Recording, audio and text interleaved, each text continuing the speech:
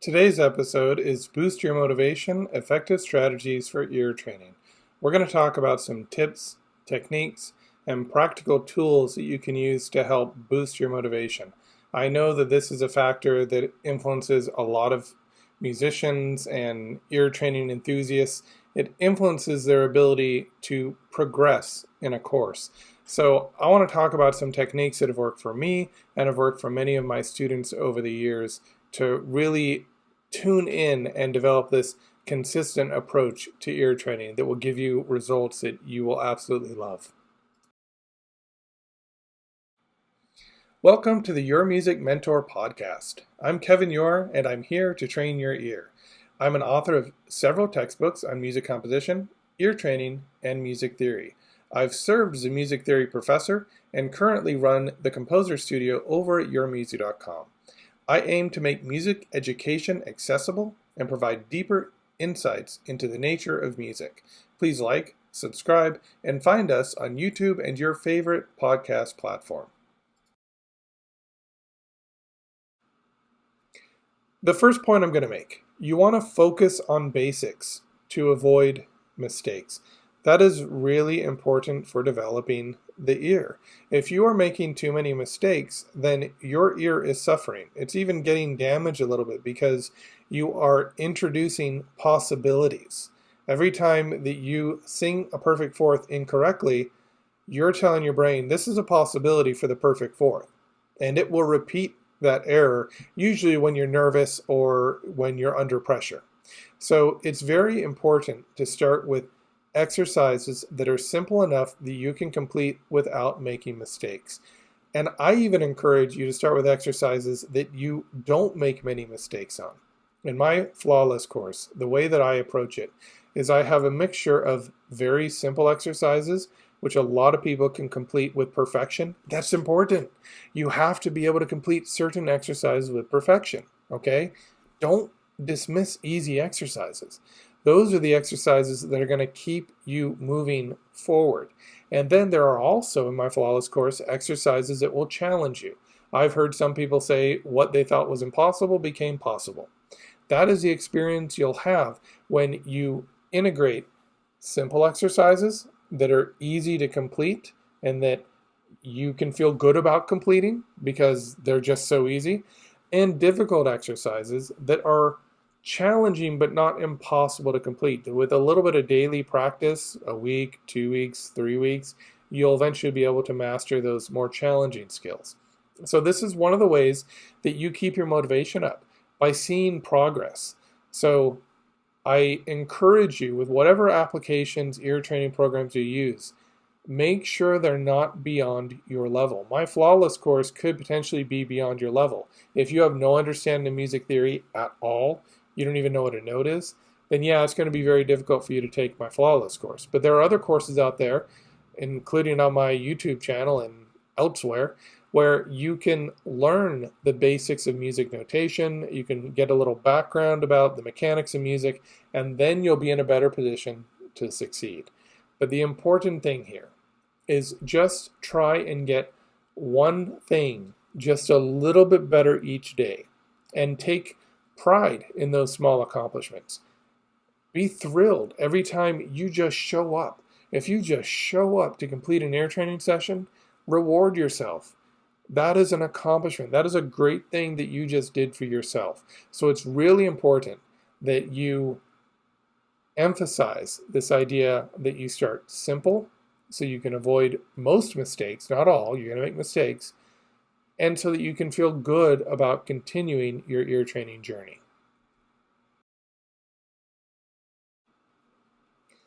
The next tip I'm going to give you, set a time to do your ear training. Now, I don't necessarily mean, okay, at 6:04 a.m. I start my ear training, at 6:34 I'm done. That's not really what I'm talking about. You can certainly do that if that fits your personality. I'm saying more generally, when you wake up, do your ear training. Before you go to sleep, do your ear training. Before lunch, after lunch, do your ear training. After work, do your ear training. After you work out, before you work out, do your ear training. Set a general time with something that you do every day. Most of us eat every day, so setting it to your meals could be an effective way to do it. Have a nice meal and then just end it with an ear training session. Whatever you do, set a time that with an activity that tends to trigger that time. I actually talk about this a little bit in my Technique Builder book, where I talk about how to create a schedule and setting triggers and things like that. But you want to set something that pushes you and reminds you, oh yeah, I got to go do my ear training. Okay? So whether it's waking up, alarm goes off, you got to do the ear training to wake up. You get your coffee and then you do your ear training. Whatever the trigger is, just make sure you set a time each day to do your ear training and base it on an activity that you have to complete whether you like it or not. For some of us, that's coffee. So you also want to make it easy. This goes back to that idea of keeping it simple. So there's different types of exercises you should do. You don't want to try and worry about where you are versus where you need to be. Choose a program that guides you. Like, research the programs that are out there. I mean, you can look at my Flawless course. You can look at EarMaster. You can look at Toned Ear. That's TONEDEAR.com. Musictheory.net has some options. Whatever works for you, find the ear training program that works for you and make sure that includes different types of exercises: melodic dictation, interval recognition, chord identification, things like this. So you want to start with simpler exercises like a warm-up to prep your ear, and then you want to move into a casual unlocking drill in a way where you start to break apart chords and try and hear bottom, middle, top notes, things like that. And then you want to move on and start doing more active ear training where you're actually identifying the sounds of intervals using whatever methods your particular application uses. But make sure that whatever application you use has a programmed course of study, because if you simply do something where you're like, okay, I'm going to sing a bunch of major thirds up, then I'm going to do some descending, I'm going to go up a step, another major third up, and then descending, so you're basically singing augmented triads, and then you're going to sing some minor thirds, and then you're going to sing some major chords. If you have a structure like this that doesn't prepare you at least 6, 7, 8 stages in advance, then you're going to make okay progress, but you'll still make progress. And the most important thing is not whether or not the program can prepare you for a long-term progression. The most important thing, especially in the beginning, and if you're dealing with motivation issues, is to find something enjoyable. Because if you find anything enjoyable, then you will start to get better at that. Because if you practice a skill, you get better. As long as you incorporate these exercises into daily practice, you'll get better. And then you'll reach a point where you plateau. And that's when you can seek out another program. But I'm a great advocate. I believe it's really important. Schoenberg talks about this. He talks about this puzzle. And there's 2 ways you can go about it. You can just kind of shake the puzzle until all the pieces kind of fall into place. Or you can kind of methodically rotate it in different ways and try and get the pieces in place. Both methods work eventually. But one method can be a little more intentional, but it doesn't matter.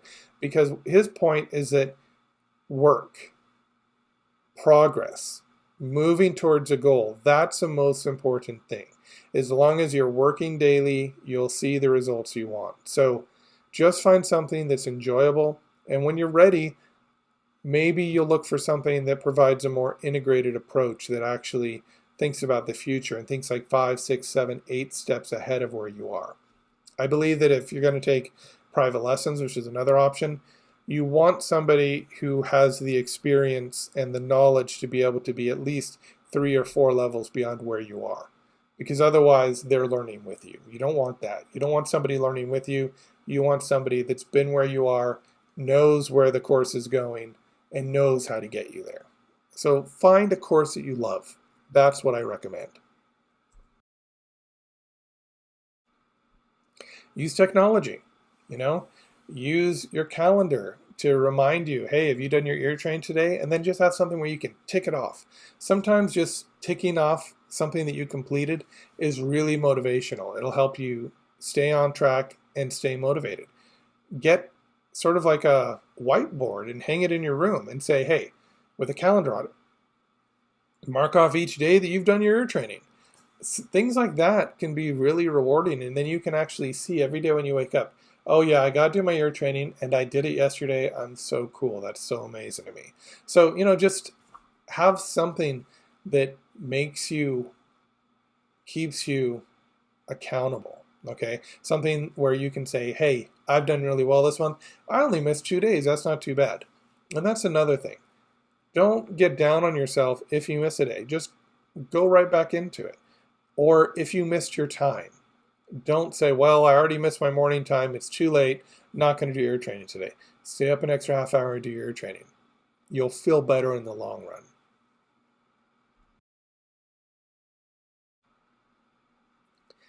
It's also important to set small, achievable goals. So you want to set short-term and long-term goals. So a short-term goal might be, I want to learn to sing a perfect fifth ascending.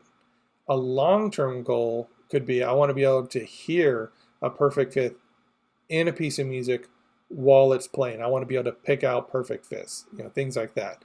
And you can create various benchmarks to help you along the way.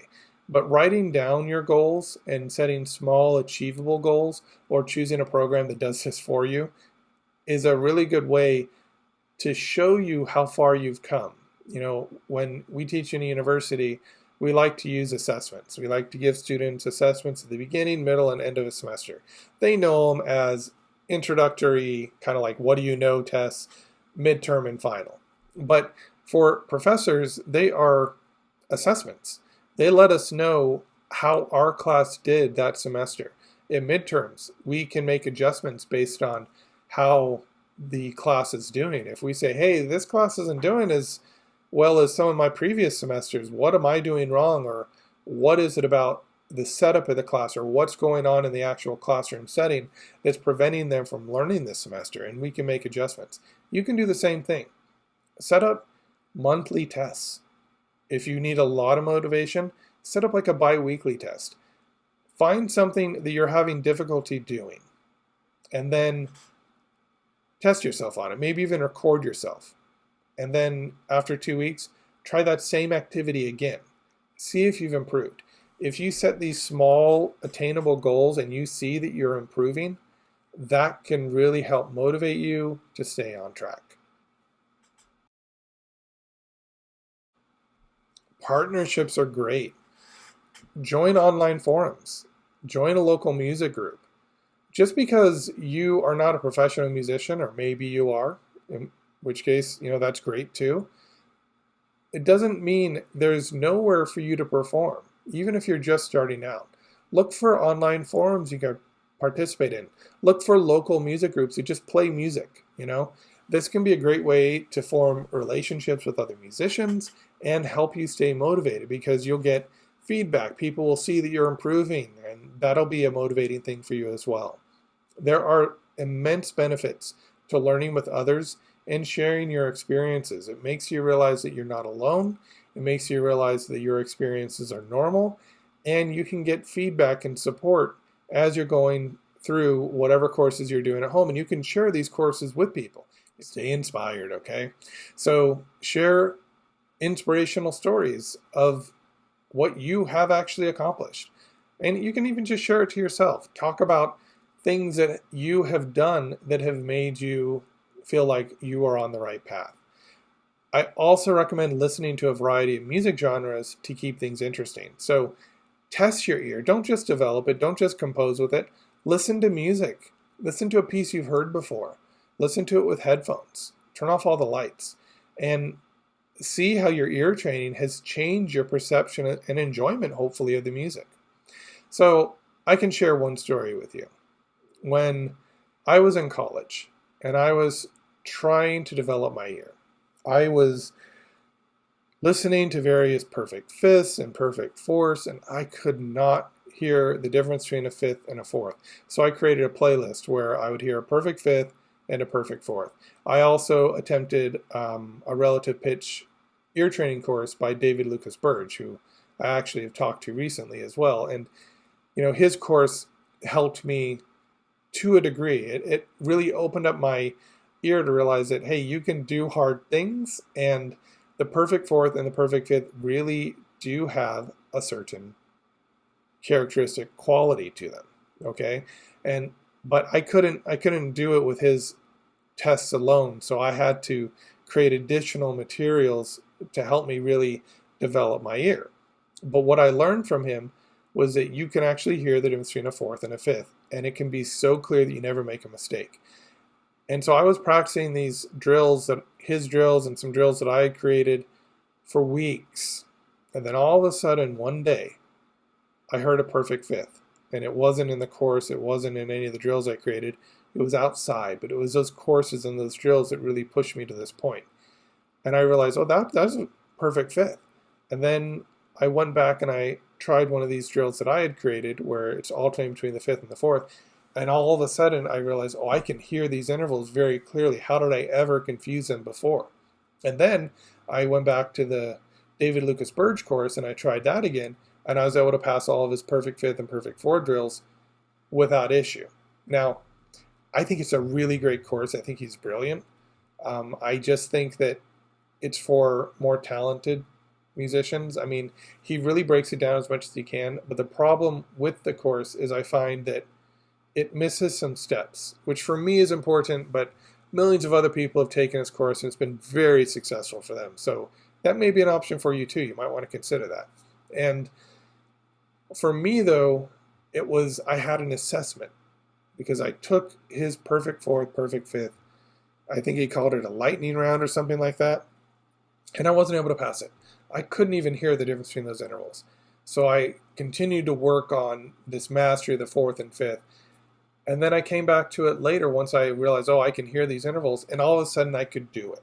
And it was such an important moment for me. It made me realize I can do this ear training. I can do this. And so you need things that inspire you. You need assessments. And you need to understand that progress may be gradual, but every day you practice, something is changing inside and you are getting better.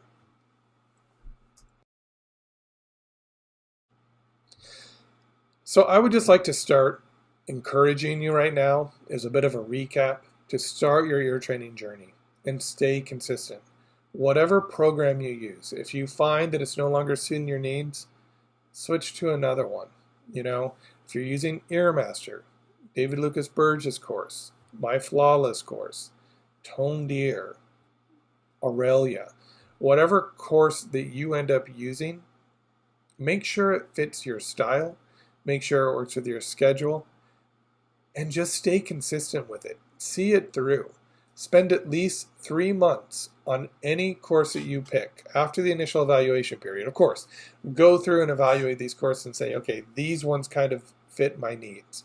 Or create your own course, But I caution you about creating your own course simply because if you haven't developed your ear, how can you know how to develop a course? How can you really know what's going to be important and what's going to be most critical for you? How are you going to create a course that overcomes the challenges that will inevitably appear?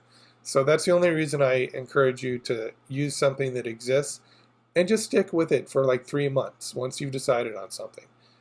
And then share your stories. Let me know what's worked for you. I'd really like to know. And I just wish you the best on your ear training journey, and I hope that this has been helpful for you.